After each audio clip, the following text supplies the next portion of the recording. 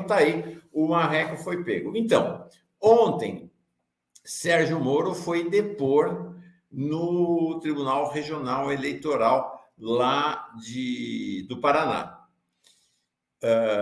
Foi bem interessante. Primeiro, porque ele recusou-se a responder às perguntas dos advogados da Federação Brasil Esperança, Federação do PT, PCdoB e PV, que foi uma das que entrou com ação pela cassação do mandato de Moro por crimes eleitorais, basicamente crime de Caixa 2 e abuso do poder econômico, e também há uma ação semelhante do PL, pois é, o PL de Bolsonaro querendo caçar Sérgio Moro, porque eles lá atrás tiveram uma interpretação equivocada de que se Moro fosse cassado, o segundo colocado na eleição, que foi um candidato do PL, seria guindado, então viraria senador. Mas não é, vai ter eleição suplementar, mas mesmo assim o PL está animadíssimo com a possibilidade de eleger Michele Bolsonaro lá no Paraná. Então, vamos ver, eu separei alguns trechos.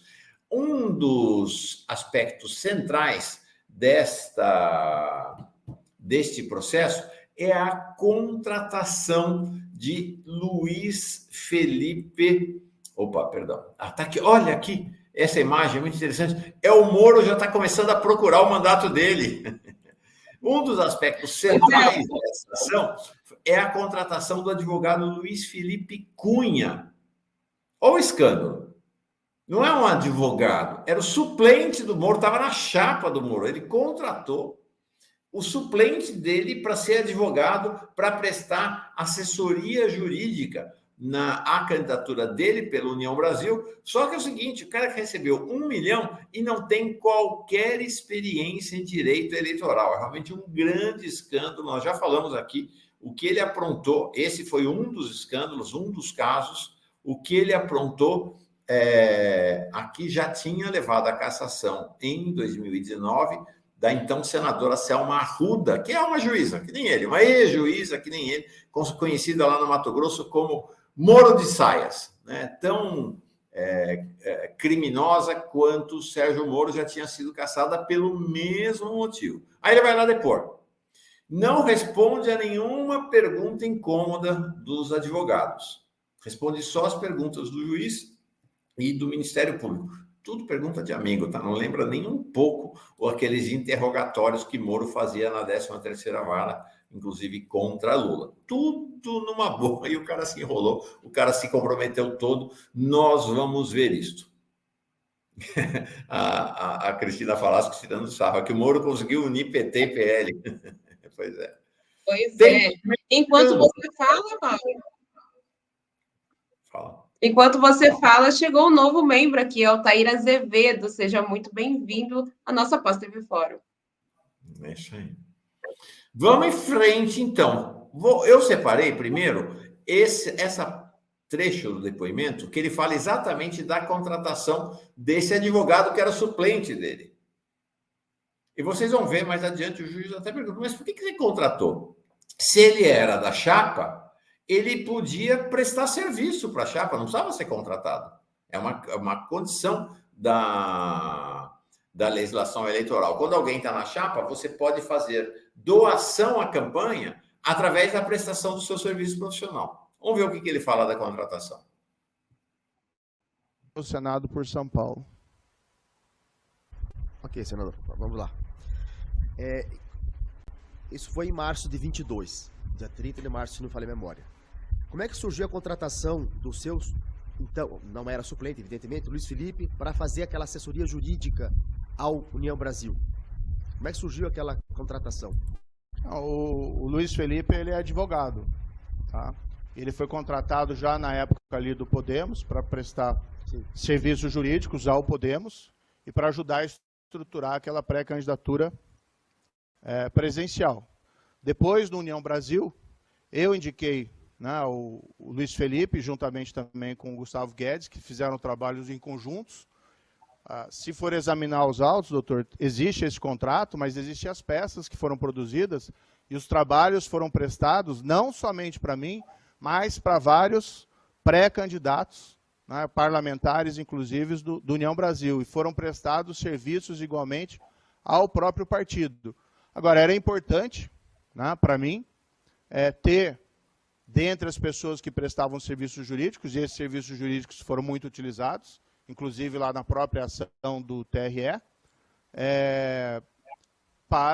eu precisava ter alguém de confiança, né, que prestasse serviço a mim, sem prejuízo de prestar também serviço. A história é toda muito estranha. Continua essa história. Veja bem. Então, ele vai contratar alguém de um escritório de advocacia que não tinha nenhuma experiência em direito eleitoral, que é esse amigo do peito dele, que depois, logo na sequência, vira suplente na chapa dele ao Senado. A história é tudo muito estranha, ela continua aqui, vejam bem. Memória, pagava R$60 mil por mês ao escritório Bonini Guedes, que é um valor razoável, normal. Então, vocês estão vendo o seguinte, são dois escritórios. É esse Guedes, que ele faz menção na conversa anterior, e o do Luiz Felipe, que viria a ser o candidato. Aí é muito interessante essa parte, porque ele se denuncia. Ele meio que confessa que esse escritório do Luiz Felipe não fazia nada, quem fazia tudo era esse outro escritório. Eu não vou entrar no mérito do valor, não é isso, ok? E pagou R$1 milhão para Luiz Felipe, que é o que consta na inicial, não tinha nenhuma experiência eleitoral anterior. Tanto é que houve uma mudança na página da internet, em que não tinha a área de atuação do escritório era X, e naquela época mudou para... Aquele advogado ali em cima, balançando a cabeça, dando um sorrisinho irônico, é o advogado do PL, porque aí ele foi pego, né? Tem um contrato para um escritório que tinha experiência em direito eleitoral menor do que o contrato com o escritório do amigo dele, que viria a ser suplente, que não tinha experiência nenhuma em justiça. O próprio juiz fala isso, nem no site dele fazia referência a direito eleitoral. Vamos embora. Para também eleitoral. E tem uma certidão na inicial, em que não tem nenhum processo, de Luiz Felipe e, acho que é Vosgueral, e atuação do TRE. Eu quero saber...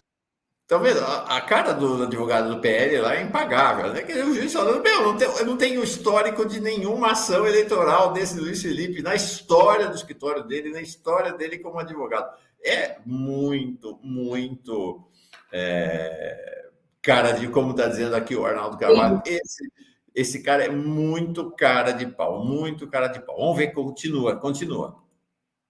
Por isso que eu perguntei como é que você chegou nesse valor, porque há uma discrepância. Concorda comigo? Não, veja, mas aí o trabalho que foi prestado pelo Luiz Felipe foi um trabalho prestado em conjunto com o Dr. Guedes, tá?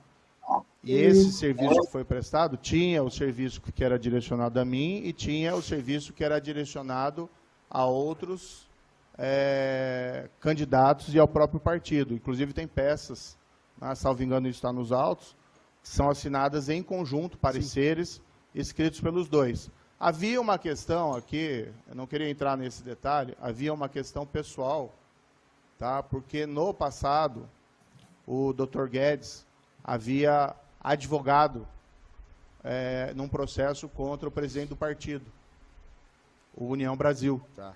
Então, também foi feita essa contratação, e aí o Dr. Guedes trabalhou junto com o Luiz Felipe nos processos, porque a contratação ali, vamos dizer, diretamente do escritório, né, poderia ter tinha uma resistência por conta desse processo envolvendo, era o caso da Joyce Hasselman, que ele fez o trabalho dele como advogado, mas gerava uma animosidade pessoal. Mas tudo isso foi feito de maneira transparente.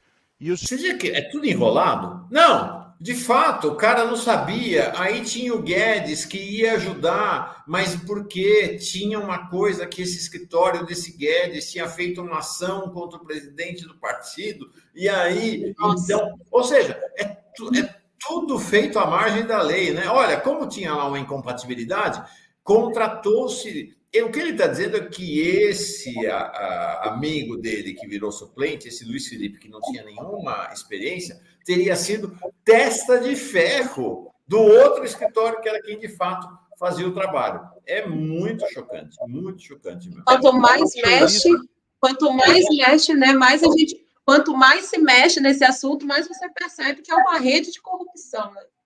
Não, é um esquema que é assim interessante. Ninguém está apertando o sujeito, ele se entrega, entendeu? Ele se entrega. Vamos lá. O que eles prestaram foi um trabalho conjunto. Não se cogitou a hipótese do Luiz Felipe fazer isso por doação estimável? Surgiu essa ideia, essa possibilidade? Não. Como doação estimada? Olha só, o Moro sequer sabe, o cara é juiz, é senador, ele sequer sabe, nem ele entende da legislação eleitoral. Como doação estimável? Doação estimável é aquilo que eu falei, você tem, a legislação permite que alguém que é candidato possa fazer um aporte na campanha, uma doação na campanha, não em dinheiro, mas nos seus recursos profissionais. E esse recurso profissional não é só o advogado prestando serviço, o próprio juiz vai falar, ó, tem uma transportadora, o cara pode colocar os caminhões dele a serviço da campanha, e isso é registrado como doação. O Moro sequer sabe disso, vamos ver. O candidato pode, está na lei, doar em serviço a sua ajuda à campanha, ou pré-campanha, não se faz. Eu vou presta serviço advocatício, tem empresa de transporte, pode emprestar caminhão, isso é coisa pacífica. Cogitou-se dessa hipótese na época, não? Não, eu não participei da contratação ali, dos detalhes dessa contratação, mas essa é uma fase anterior à campanha. Sim. Então ele não poderia figurar ali como um doador para mim da campanha. E o serviço que ele prestou foi direcionado ao partido e igualmente também a outros pré-candidatos ali do partido. São pareceres, tem aspectos. Tem dois aspectos aqui. Primeiro, a ignorância do Moro, né? Completo ignorante. O cara está no processo eleitoral, o cara é advogado, o cara foi juiz e não conhece nada da legislação eleitoral. Agora, então esse é um aspecto da ignorância. Agora, outro aspecto é o seguinte: ninguém pode alegar ignorância da lei para se dizer inocente de um crime. Eu não posso chegar lá na frente do juiz e saber. Eu não sabia que assassinato era um crime nesse país. Não tem dessa. Né? O cara é candidato, ele tem a obrigação de saber da lei. Realmente desastroso para Moro esse depoimento. Eu ontem tentei, não houve cortes nas mídias, em geral, nem progressista, nem conservadora, desses depoimentos, teve só registros. Mas achei muito, muito interessante, porque ele se entrega. Ele se entrega num depoimento em que sequer foi apertado. Fala, Rebeca. Estou colocando na tela o que a comunidade está falando, participando bastante sobre esse assunto. A Salete diz, herói global no banco dos réus, que humilhação maravilhosa. A Áurea Vidal já não acha. Ela diz, Moro Marreco vai se safar desta. Vamos ver. O Ludwig Gleison diz que os cortes que o Mauro fez ficaram bem legais. Wilson Garcia, bom dia para todos vocês. Nada como um dia após o outro. É bom ver esse sujeito no banco dos réus. Viva nosso presidente Lula. A Marlene, cara de pau é pouco. Acho que a certeza que ele tinha é que não ia dar em nada se Bolsonaro fosse eleito. Rebeca, se você sai com uma pessoa, você vai dizer, olha, saí com uma amiga. Ela foi passear comigo, não é? Sim. Né? Fui na feira. Minha companheira foi comigo. Não é? É assim, né? O Moro não conhece a palavra comigo. É muito chocante, realmente. E como é que esse sujeito passou no concurso? Vou mostrar aqui mais de uma vez, porque realmente é hilário. É hilário e, ao mesmo tempo, é um constrangimento para as instituições do país. Como é que o Moro foi aprovado num concurso de juiz? Olha a cena, olha a cena. É antológico, é mais uma, né, do Moro, mas não deixa de ser antológico. Vamos ver. Nacional, a informação do que foi gasto comigo. Quando eles mandam isso, está envolvido o que eles gastaram comigo, mas os contratos abrangem prestação de serviço também a outros indivíduos. Tanto que o valor é elevado e aquilo não corresponde ao que foi gasto especificamente com mim.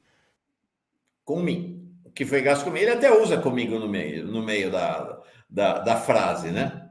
Ou do período. Mas, olha, ele fala comim 2 vezes. Vou passar de novo.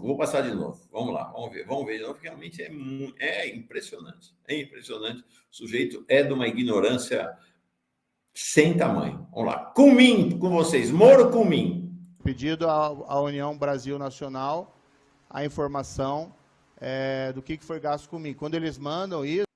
O que foi gasto comigo. Aí depois ele continua. Isso está envolvido o que eles gastaram comigo, mas os contratos abrangem prestação de serviço também a outros indivíduos. Tanto que o valor é elevado e aquilo não corresponde ao que foi gasto especificamente com mim. É muito chocante. É muito chocante esse sujeito que foi juiz. A Áurea Vidal aqui lembrou, né, que ele já deu aula em faculdade. É muito chocante. Ele não conhece a legislação eleitoral, ele não conhece nada.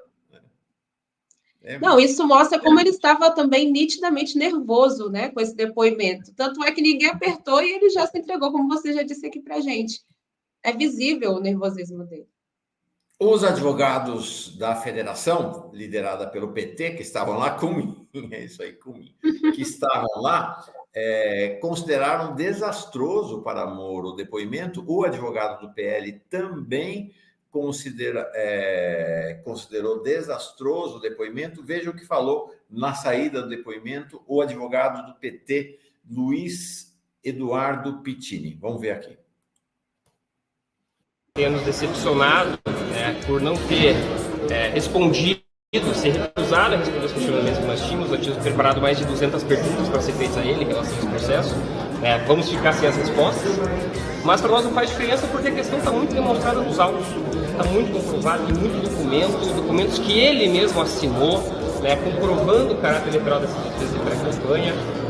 E, inclusive, no depoimento dele, as perguntas que foram feitas para ele, que ele respondeu do juiz, se diziam respeito ao contrato do suplente dele, que é esse contrato totalmente suspeito, para não dizer claramente ilegal, em que o próprio Sr. Sérgio Moro acabou confessando, sem querer, evidentemente, que o contrato era falso, que o contrato, na verdade, não correspondia à realidade que estava escrito ali, e que, na verdade, o Sr. suplente não praticava nenhuma ato de advocacia para ele. Então, muitas vezes a pessoa acha que está se defendendo, usando a palavra no processo, mas a verdade, às vezes ela acaba se condenando. E é isso que, para nosso entender, aconteceu. O senhor acredita na cassação do senador? Com toda certeza. Porque se, evidentemente, se o TRE do Paraná e o TSE encararem de novo qualquer impropriedade, no próximo ano nós temos eleições municipais. Pode ter certeza. Então tem uma advertência aqui. Dessa autorização para cometer caixa 2, que eventualmente a Justiça Eleitoral, municipais. Veja bem, o que ele está dizendo é o seguinte: pode ter certeza, pelos questionamentos que nós tínhamos, eu tive preparado pelos questionamentos que nós tínhamos, a Justiça Eleitoral, na prática, vai liberar o caixa 2 nas eleições municipais. Vai ser um grande desastre. É bem importante o que ele fala, e vocês veem na fala do advogado Luiz Eduardo Pittini, ele dizendo exatamente isso. O Moro se entregou, o Moro confessou, sem ter sido, inclusive, apertado sobre isso, ele confessou que foi um contrato falso, que o tal do Luiz Felipe foi contratado e não prestou o serviço para o qual estava contratado. Foi muito grave para ele. Vamos ver esse finalzinho dele com essa advertência sobre o que pode acontecer com a eleição municipal se Moro não for cassado. Que todo mundo vai se aproveitar dessa autorização para cometer caixa 2, que eventualmente a Justiça Eleitoral reconheceria o Sr. Sérgio Moro.